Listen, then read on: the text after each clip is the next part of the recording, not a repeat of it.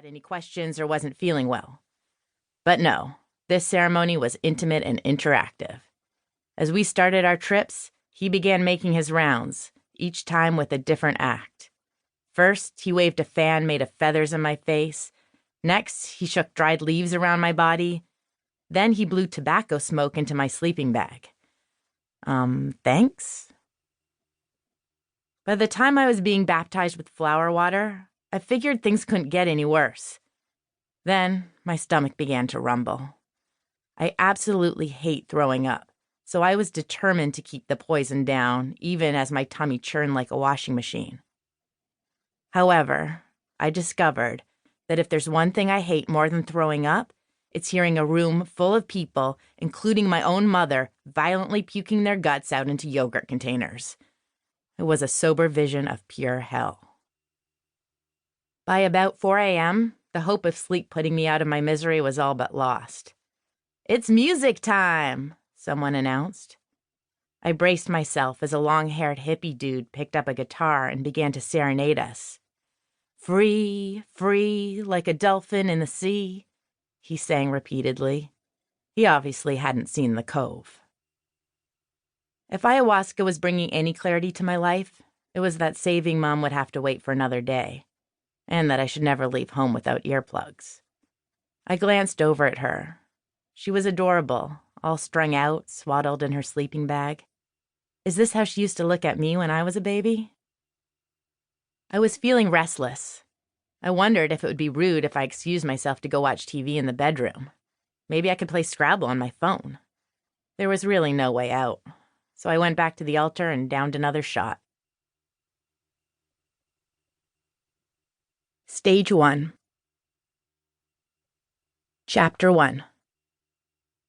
Whacked. "I think I have cancer." Mom blurted out the words over elderflower martinis. No need to freak out. She'd always been an anxious person with a storyteller's penchant for exaggeration. It was a sunny June day in 2010, and we'd met up after work at our favorite patio, the rooftop of the Park Hyatt. The roof lounge always felt like a mini getaway, a vertical vacation from life on the ground. You could get a stunning view of the city and snack on complimentary spiced olives and smoked almonds. The martinis cost $18. "I had a colonoscopy and they found a polyp that they think is cancerous. I'll have to get some more tests done and see a colorectal surgeon next week," Mom said all in one breath, the verbal equivalent of ripping off a Band-Aid. My stomach dropped. Oh, shit. She wasn't exaggerating. I could tell she was scared. Her large hazel eyes were betraying her nonchalant delivery. I tried to keep my game face on. I didn't want to amplify her fears, or my own. I'd always told myself not to worry until there was something to worry about.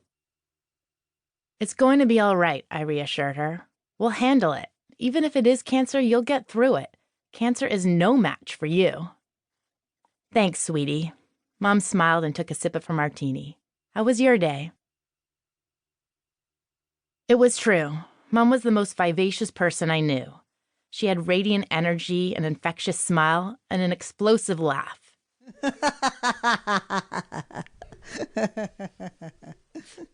It was so loud and distinct that my brother and I could always tell where she was in a crowded room. No matter what, Mom stood out from the pack. She had frizzy shoulder-length brown hair with a few blonde and silver strands, and a style all her own. A mix of Parisian silk scarves, colorful bohemian knits, asymmetrical designer jackets, and vintage Issey Miyake and Missoni. Her extensive jewelry collection was more like wearable art. Handcrafted Mexican silver rings with moonstones and fire opals, dangly earrings that resembled Alexander Calder mobiles, an oversized modernist clear lucite cuff, a red Cape Superwoman brooch made of Fimo. Mom was a true original.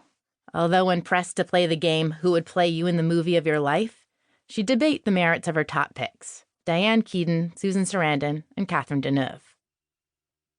Mom was 66, but in recent years she'd come to describe herself as ageless. She believed she was in the prime of her life. After decades of working on personal growth, Mom felt she'd finally come into her own as a confident, self-realized woman. As a teacher and mentor, she'd always inspired others, students and fellow women,